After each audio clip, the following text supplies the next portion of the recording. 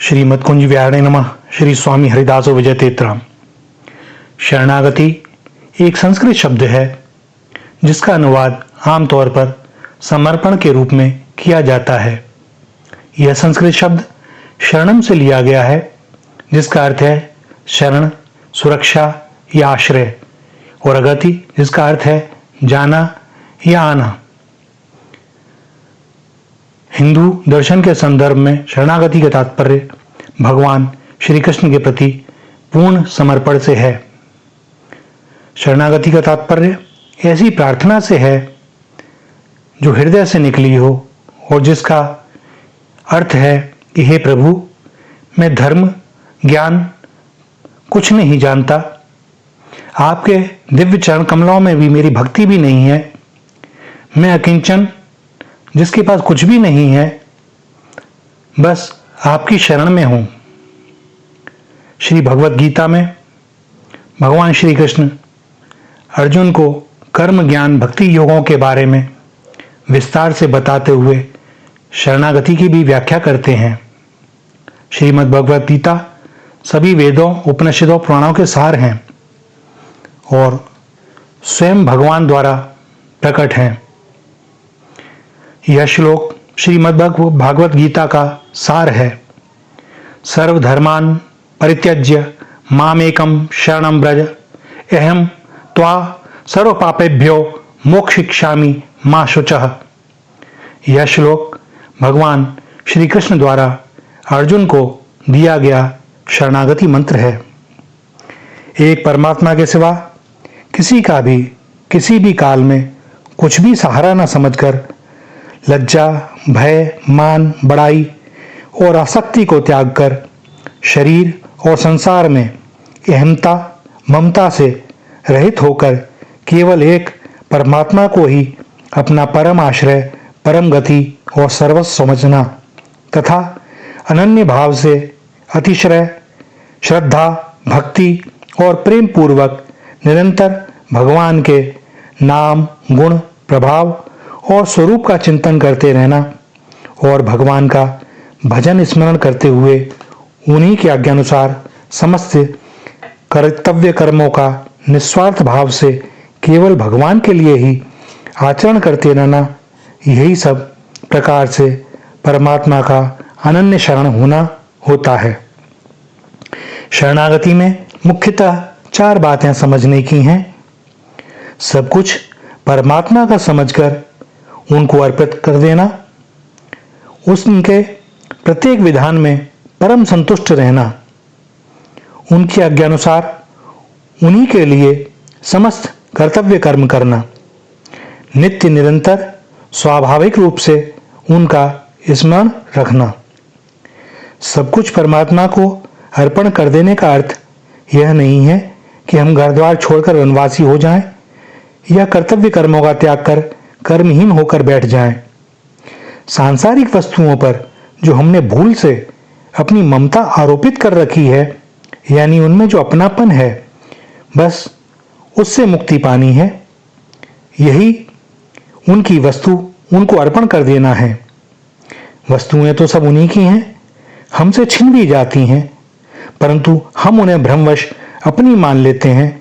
इसी कारण छिनने के समय हम बहुत दुखी होते हैं और रोते हैं।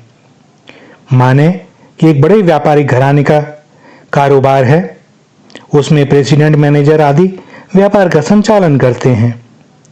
उनका यही कार्य है कि वह उस घराने की व्यापारिक पॉलिसी के अनुसार समस्त कार्य बड़ी दक्षता, सावधानी और ईमानदारी के साथ करते रहें।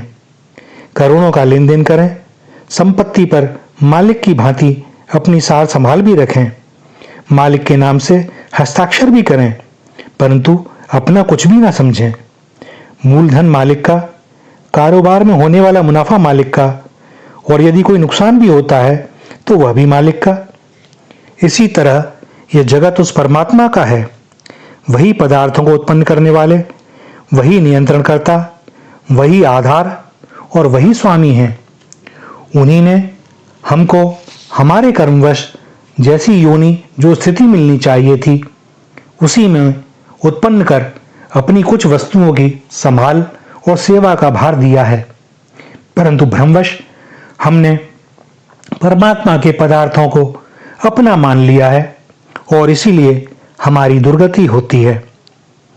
जैसे कोई भयभीत व्यक्ति किसी व्यक्ति या स्थान की शरण लेता है तो वह उस आश्रय पर पूरी तरह से निर्भर होता है और अपनी मुक्ति के लिए किसी अन्य सहायता के बारे में सोचता भी नहीं। आश्रय की इस अवस्था में वह अपने सभी शरीर, मन और इंद्रियों को स्थिति के प्रति समर्पित कर देता है। जैसे डूबने वाला व्यक्ति अपने बचाव के लिए आने वाले व्यक्ति के सामने आत्मसमर्पण कर देता है। ग्रीष्म काल की दोपहर के समय धूप से, भीषण गर्मी से बचने के लिए यदि किसी को वृक्ष का आश्रय मिल जाए तो वह उसकी उपेक्षा नहीं कर पाता।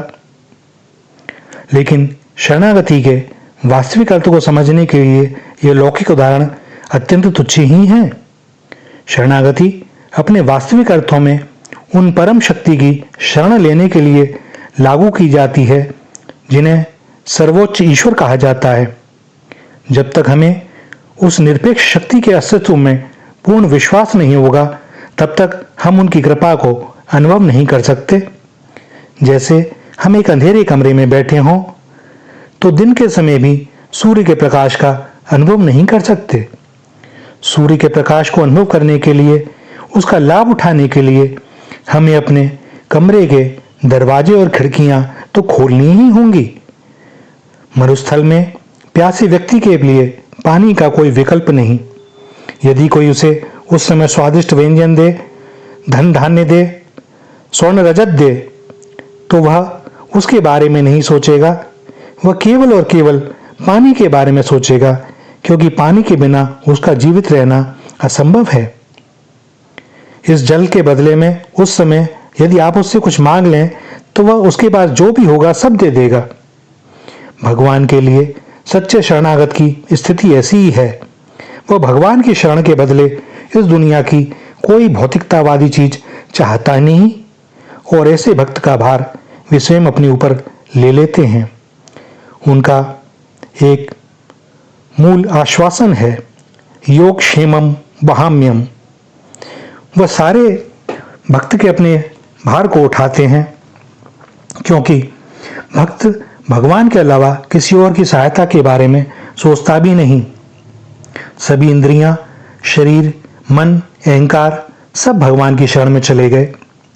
जिसने भगवान के श्री चरणारविंदों की शरण ले ली उसका प्रारब्ध ऐसे नष्ट हो जाता है जैसे अग्नि क्षण मात्र में कूड़े के ढेर को नष्ट कर देती है। भगवान का शरणागत भक्त मैं मेरा के बंधन से मुक्त होकर परमात्मा से कहता है, बस केवल एक तू ही है और सब तेरा ही है। शरण ग्रहण करने पर भी यदि शरणागत को चिंता करनी पड़े तो वह शरण कैसी। जो जिसकी शरण होता है उसकी चिंता उसके स्वामी को होती ही है। वह परमेश्वर तो अनाथों के नाथ हैं, दया का अनंत अथाह सागर हैं। क्या वह शरण होने पर हमारी रक्षा और उद्धार न करेंगे? यदि इतने पर भी हमारे मन में अपने उद्धार की चिंता है और हम अपने को शरणागत भी समझते हैं तो वास्तव में यह हमारे पतन का ही संकेत है। कभी कभी भगवान अपने शरणागत भक्त की परीक्षा भी लिया करते हैं।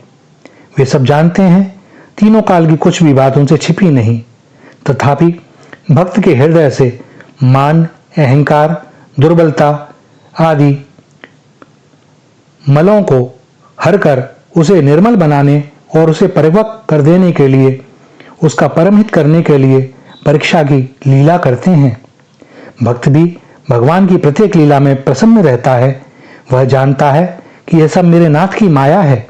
मुझ पर तो उनकी अपार दया है जो उन्होंने अपनी लीला में मुझे साथ रख रखा है।